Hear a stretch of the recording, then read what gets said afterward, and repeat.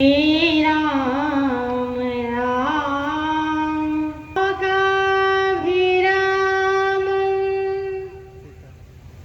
रणरंग धीरम राजीवन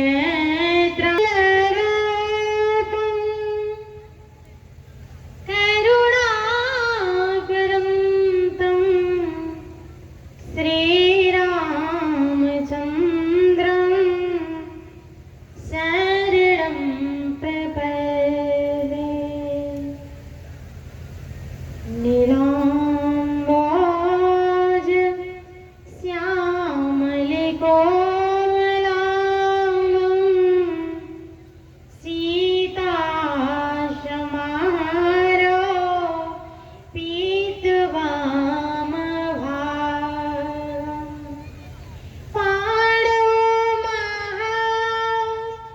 सायकचारुचापं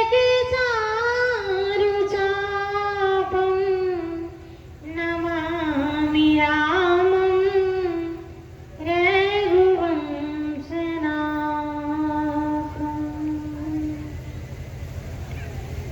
ॐ कृष्णाय वासुदेवाय हरये परमात्मने प्रणतः क्लेशनाशाय गोविन्दाय नमो नमः। आशुतोष शशाङ्क शेखर चन्द्रमौलि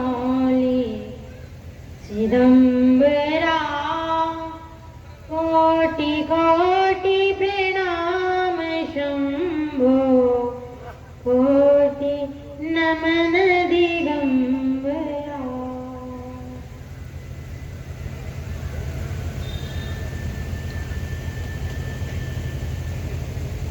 कथा के अध्यक्ष श्री देवाधिदेव महादेव जी महाराज मुद मंगल में संत समाज विद्वत समाज दूर दूर से आए हुए श्री राम राष्ट्र भक्तगण अपनी वैदिक मंत्रों के माध्यम से समस्त वातावरण को शुद्ध और शांत करने वाले परम पूज्य श्री जग्याचार्य जी महाराज सादर चरण स्पर्श संत शिरोमणि श्री श्री 108 श्री बाबा चंदन दास जी महाराज सादर चरण स्पर्श सती सीता सती अनुसुईया के पावन चरित्र को चरितार्थ करने वाली हमारी माताएं और बहनें, बड़े ही सौभाग्य का विषय है कि विगत कई दिनों से हम लोग भगवान की कथा को कहते सुनते चले आए। आइए प्रतिदिन के भांति आज भी भगवान की कथा को प्रारंभ करने से पहले 2 बार सब लोग प्रेम से कीर्तन करेंगे। कीर्तन में कोई कंजूसी नहीं करेगा।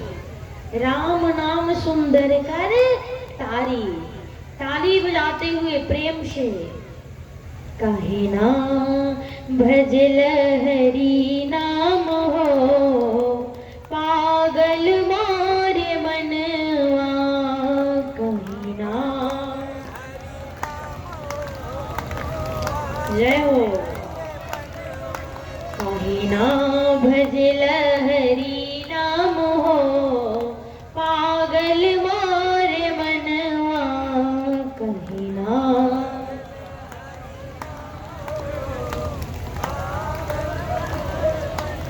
पागल मोरे मनवा पागल मोरे मनवा पागल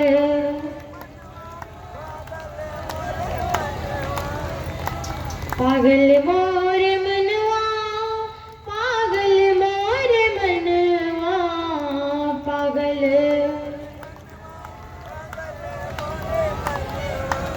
काहे ना भजल हरि नाम हो पागल मारे मनवा काहे ना।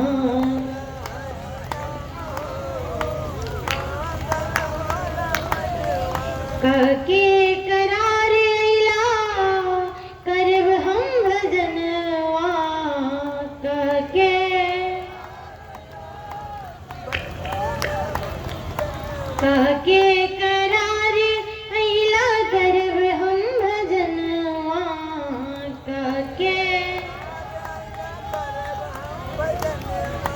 यहाँ आके गईला भुलाए हो पागल मोर मनवा। यहाँ आके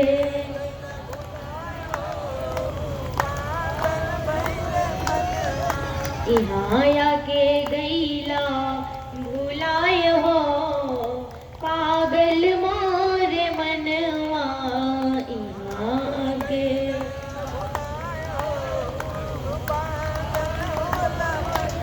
कहे ना भजल हरि नाम हो पागल मोर मनवा। कहे ना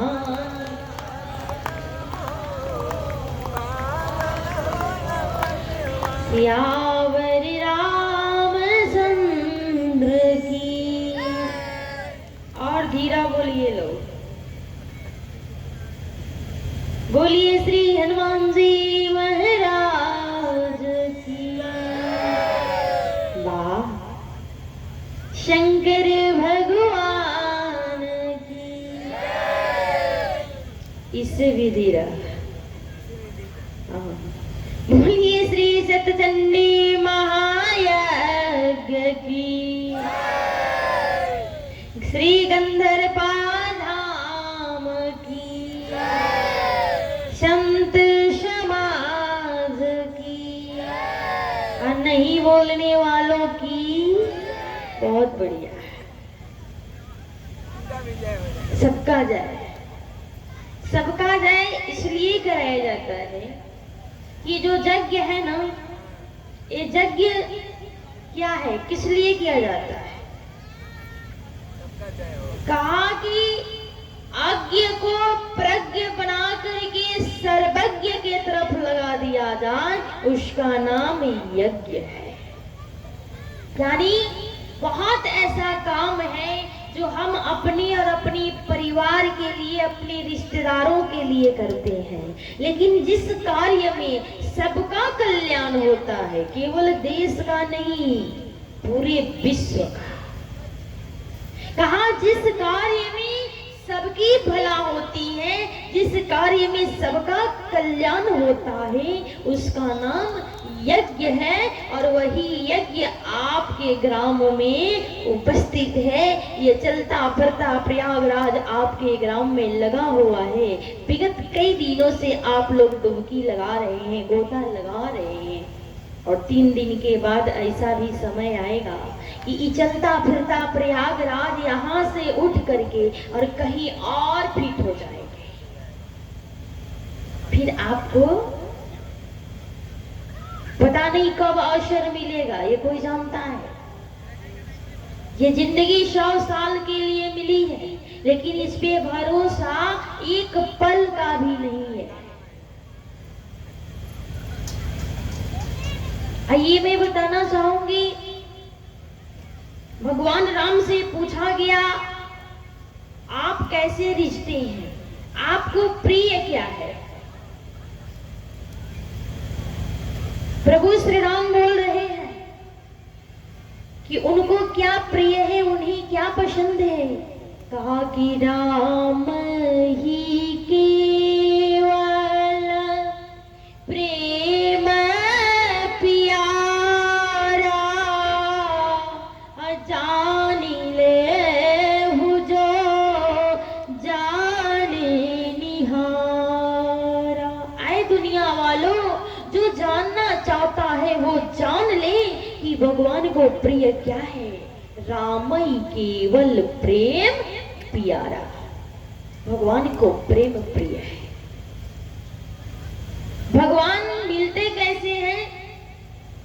कहा जब तक आपके पूजा में भाव नहीं होगा, अनुराग नहीं होगा, तब तक बंडल के बंडल अगरबत्ती फूंक दीजिए, लेकिन भगवान खुश होने वाले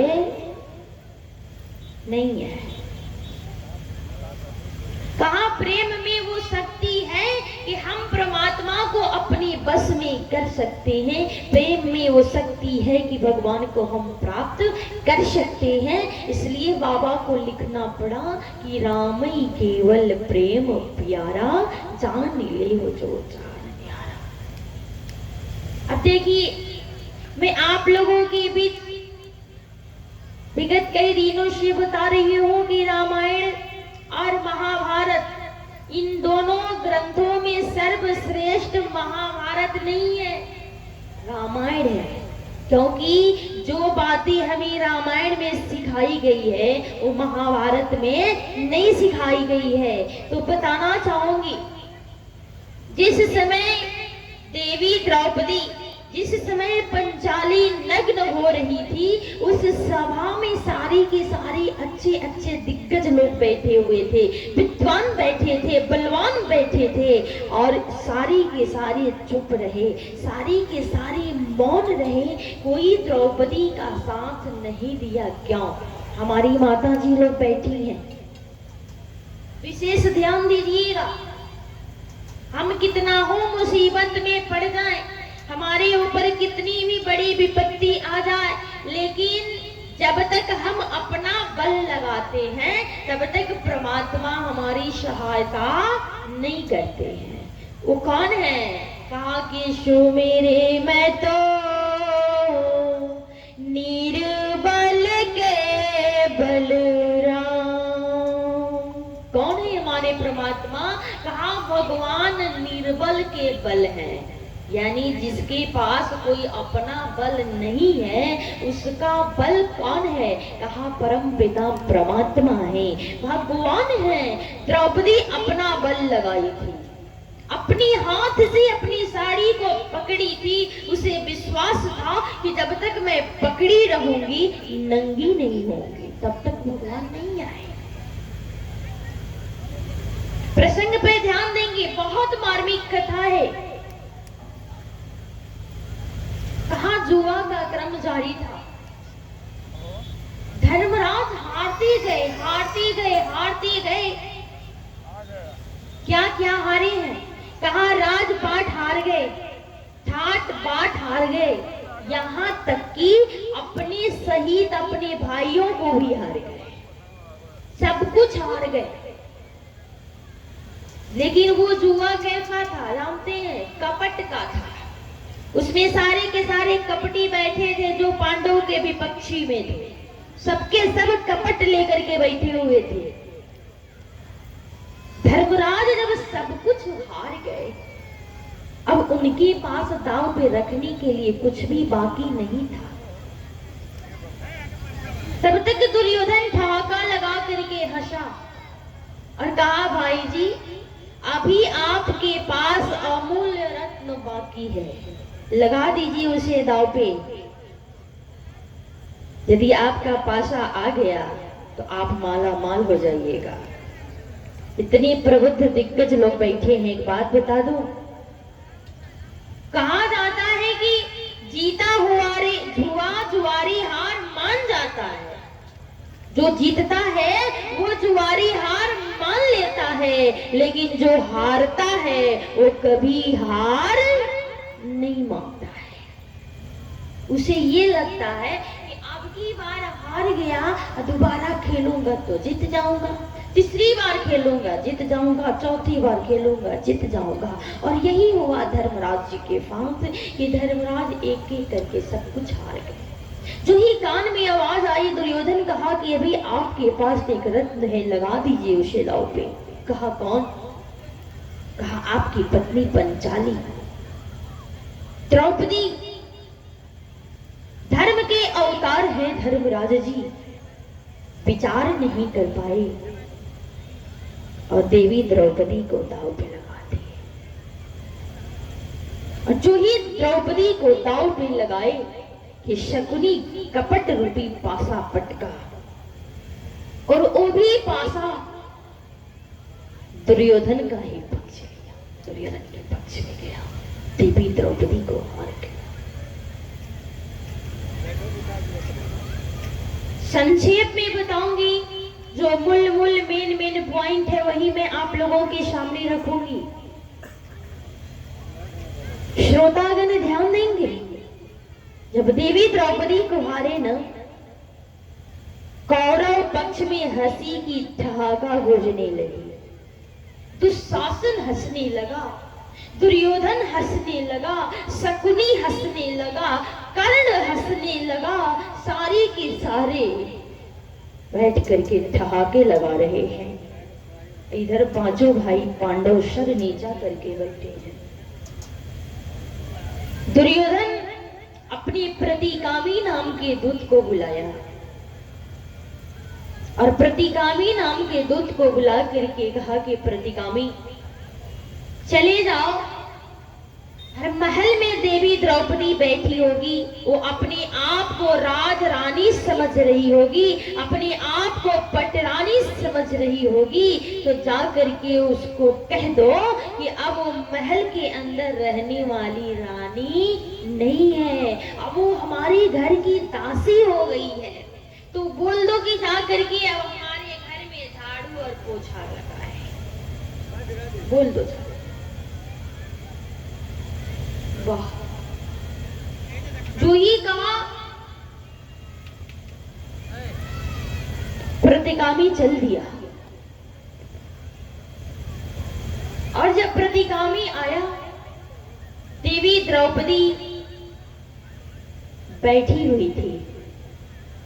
द्रौपदी से आकर के कहा महारानी जी आपको दुर्योधन बुला रहे हैं। कहा कहां? कहा सभा के बीच में। द्रौपदी बोली क्यों, आखिर क्या बात है, अचानक से वो हमको क्यों बुलाए हैं? कहा महारानी जी आपके पति आपको जुआ में हार गए हैं और दुर्योधन का आदेश हुआ तो मैं आपको लेने के लिए आया हूं। द्रौपदी ठहाका लगा करके हंसी, ठहाका लगा करके हंसती हुई द्रौपदी बोली प्रतिगामी जा करके कह दो उस दुष्ट दुर्योधन और दुशासन से कि मैं जुआ पे हारी नहीं हूं। और द्रौपदी दो तर्क दे करके सिद्ध कर दी कि वो जुआ पे हारी नहीं थी। और शायद वो दो तर्क आप भी सुनेंगे ना तो आपको भी सही लगेगा जो तर्क महारानी द्रौपदी ने दिया। द्रौपदी कही प्रतिगामी ये बताओ कि हमारे पति धर्मराज जी पहले अपने को हारे हैं कि हमको हारे हैं? प्रतिगामी कहा महारानी जी आपके पति पहले अपने सारी संपत्ति को हार गए, अपने सहित अपने भाइयों को भी हार गए और सब कुछ हारने के बाद आपको दांव पे लगाए हैं। द्रौपदी और ठहाका लगाकर हंसी और कही प्रतिगामी जा करके कह देना उस दुष्ट दुर्योधन से कि जब धर्मराज अपने आप को हार गए तो दुर्योधन के दास हो गए। और एक दास की क्या हैसियत कि हमारे जैसे राज रानी को दांव पे लगा दे। जाओ जाकर कह दो। और हाँ, मेरा दूसरा तर्क लेकर के जाओ और सिद्ध कर देना उस सभा में कि मैं जुआ पे हारी नहीं हूं। प्रतिगामी बोला कि दूसरा कौन सा तर्क है? द्रौपदी बोली कि मैं पंचाली हूं, मैं केवल धर्मराज की ही पत्नी नहीं हूं, मैं पांच पतियों की पत्नी हूं। तो एक पति के हार जाने से हमको हार कैसे मान लिया जाएगा? इसलिए जाओ और जाकर के कह दो कि मैं जुआ पे हारी नहीं हूं। प्रतिगामी के शब्द को जब हमारी महारानी द्रौपदी सुनी ना, द्रौपदी को ऐसा लगा जैसे किसी व्यक्ति के कान में कोई सरसों का तेल खौला करके डाल दे और उस व्यक्ति की जो दशा होती है ना, वही दशा राजरानी देवी द्रौपदी की हुई थी। प्रतिगामी को तो भेज दी, लेकिन अपने खुले हुए बालों में कंघी कर रही थी, अपने बालों को झाड़ रही थी और बैठ करके सोच रही थी कि तब तक वो सभा में गया और जा करके दुर्योधन से कह दिया महाराज वो आ नहीं रही है, वो तर्क दे करके सिद्ध करना चाहती है कि वो जुआ पे हारी नहीं है। कहा तो ठीक है। और अपने 10,000 हाथियों के बल वाला भाई दुशासन को बुलाया और दुशासन को बुला करके कहा, दुशासन तुम जाओ और पहले द्रौपदी को मना करके लाना, यदि न माने तो उसके केशों को पकड़ करके और उसे घसीटते हुए ला करके सभा में और सबके सामने नंगा करके मेरी गोद में बिठा दो, ये मेरा आदेश है। और दुशासन भी इसी मौके का इंतजार कर रहा था। कहा कि दुशासन मतवाला था, वो नहीं मानने वाला था, जब नाश मनुष्य पर छाता है पहले विवेक मर जाता है।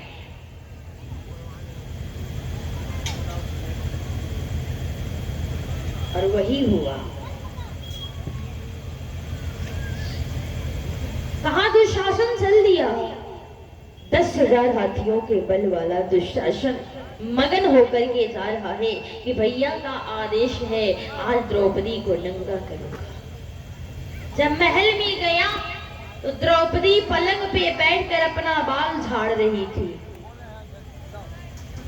दुशासन को देखते ही द्रौपदी समझ गई कि इसके मन में दुर्भाव है, इसके मन में पाप है, इसके मन में छल है, कपट है। द्रौपदी समझ तो गई, पर उठ करके खड़ी हुई, बोली देवर जी कैसे आना हुआ? दुर्योधन का भाई दुशासन कहा, महारानी आपको भैया बुला रहे हैं। द्रौपदी दोनों हाथ जोड़ी और दोनों हाथ जोड़ करके कही, देवर जी मैं आपकी बड़ी भौजाई हूं और बड़ी भौजाई माता तुल्य होती है, बड़ी भौजाई माँ के समान होती है, इसलिए आपकी बड़ी भाभी होने के नाते मैं आपको आदेश कर रही हूँ कि आप मेरे तरफ न बढ़िए, वहीं रुक जाइए। नहीं माना, आगे बढ़ा।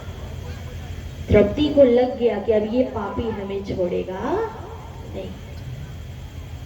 रोती हुई द्रौपदी भागने लगी और बार बार निवेदन कर रही है कि हे दुष्ट दुशासन, मैं सती नारी हूँ और यदि हमारे सतीत्व के साथ कोई भी छेड़खानी की गई तो मैं श्राप दे करके सारे कुरुवंशियों को जला करके राख कर दूंगी।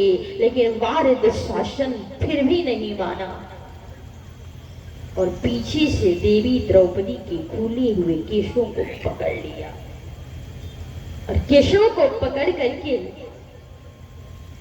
द्रौपदी को घसीटते हुए सभा में लेकर के गया। बहनें बैठी हैं, बालों को पकड़ करके घसीटते हुए सभा में ले गया और सभा में ले जाकर के कठपुतली की तरह नचाने लगा। नचाते नचाते नचाते नचाते ऐसा धक्का दिया कि द्रौपदी जाकर के दुर्योधन के गोदी में गिर जाए, लेकिन मारने वाले से बचाने वाला का हाथ बहुत लंबा होता है। द्रौपदी गिरी, लेकिन वहीं से ये कथा कविता का रूप लेता है। द्रौपदी गिरी लेकिन गिरते गिरते बच गई कि कैसो संभारी के भैलीन खाड़ी गुहार करे केहू बोलत नाही। भीषम द्रोण चचा बिदरू सब बैठल रे मोह खोलत नाही। सारे के सारे रथी महारथी सारे के सारे मौन है उस सभा में। औरों की बात छोड़िए, देवी द्रौपदी के 5 पति पांचों के पांचों सर नीचा करके बैठे थे। सबके तरफ से निराश हो गई देवी द्रौपदी, तो सर्वप्रथम अपने पति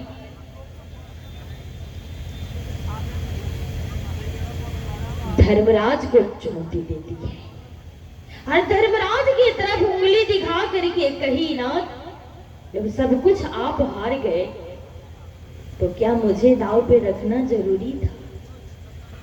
इतना जुआ का नशा चढ़ा हुआ था कि एक अबला को ला करके दांव पे रख दिया और यहाँ कायरों के भांति सभा में बैठ करके मेरे लाज को देखने के लिए बैठ गए। कि दाऊ पारा धराता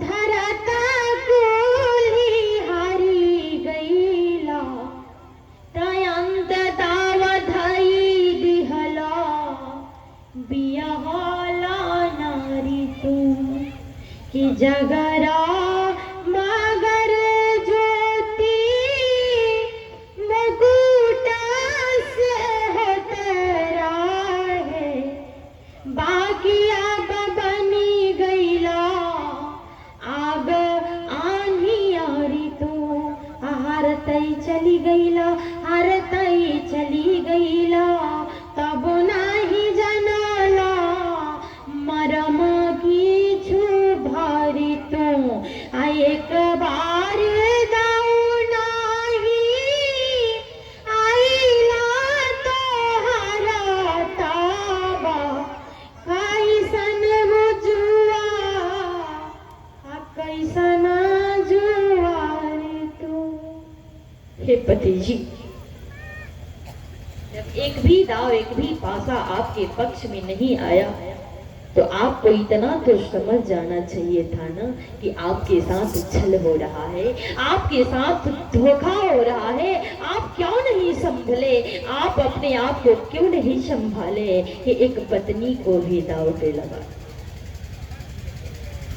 मानो धर्मराज भी सर को नीचा कर लिए, अपने पति भीम को लक्ष्य की कि हे पति जी, सुनी हो कि आप हनुमान जी के अवतार हैं, तो जैसे त्रेता युग में हनुमान जी माता सीता की रक्षा के लिए रावण जैसे योद्धा से भिड़ गए और माता सीता को बचा लिया, वैसे ही उठाइए अपनी गदा को और अपनी पत्नी के लाज को बचा लीजिए।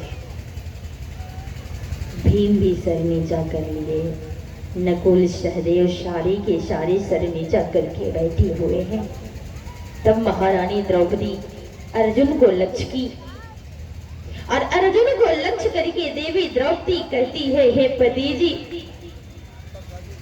यदि आप अपनी गांडियों को उठा ले कि जो धनुहा धरता हाथवा तो साहस बा के करे बढ़ी रोके तुरन से कब ना मोड़ला पति ई करनी तुहे कैसे के सोहे जानत जो पहिले रही थी तहरी बहिया हमें भाड़ में झोंके तब पारथ बोला स्वयंवर से काहे बदे जीतला चढ़ी मोके।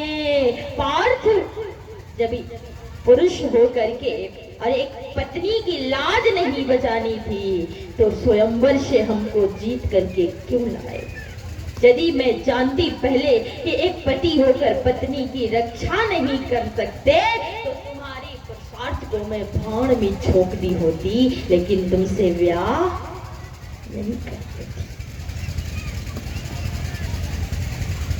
सारे के सारे कायरों की बात बैठे हैं, द्रौपदी का कोई पक्ष नहीं लिया। द्रौपदी सबसे गुहार लगाई है। उस सभा में एक महारथी उठ करके खड़ा हुआ और वो कौन था जानते हैं? कहा दुर्योधन का सगा भाई था, धृतराष्ट्र का पुत्र था जिसका नाम है विकर्ण। और उठ करके कहा कि आए पिताजी, इसी प्रकार से यदि आपके इस हस्तिनापुर के दरबार में न्याय दिया जाएगा ना और ऐसा अन्याय किया जाएगा तो मैं प्रण लेकर के कहता हूं कि आज के बाद से आपके इस दरबार में न्याय का भीख मांगने वाला कोई नहीं आएगा। कहा क्यों? कहा उसी समय से एक अबला नारी न्याय का भीख मांग रही है अपनी लाज को बचाने के लिए गुहार लगा रही है, लेकिन सारे के सारे कायर यहाँ बैठ करके तमाशा देख रहे हैं। कोई उसका पक्ष नहीं, कोई उसके विषय में नहीं बोल रहा है। प्रसंग तो बहुत लंबा है, लेकिन समयानुसार मैं आप लोगों को बताना चाहूंगी कि इतना सुनाई देवी द्रौपदी, लेकिन किसी के ऊपर असर नहीं हुआ। लेकिन जब विकर्ण देवी द्रौपदी का पक्ष लिया तो दुष्ट दुशासन और दुर्योधन डांट करके उसे सभा से निकाल दिए। बारे महाभारत, जो न्याय का पक्ष लिया उसके मुख पे ताला लगा दिया गया। अब कलयुग में यही हो रहा है, सारे लोग अन्यायियों के पीछे ही भाग रहे हैं। एक और बात विशेष ध्यान देंगे, विकर्ण सभा से निकला ना तो देवी द्रौपदी को एक बहुत सुंदर सीख दी। कहा, हे भौजाई, इन कायरों के बीच में क्या गुहार लगा रही हो? कहा, तो क्या करो? कहा कि मैं सुना हूं कि तुम्हारा भाई द्वारिकाधीश है, उसका नाम श्री कृष्ण है, तो इन पापियों के बीच में न्याय का भीख क्यों मांग रही हो? यदि मांगना ही है, यदि कुछ चाहिए तो अपने भैया कन्हैया से मांग लो और मांग करके अपनी रक्षा कर लो। मुख्य अतिथि नहीं है लो। अच्छा।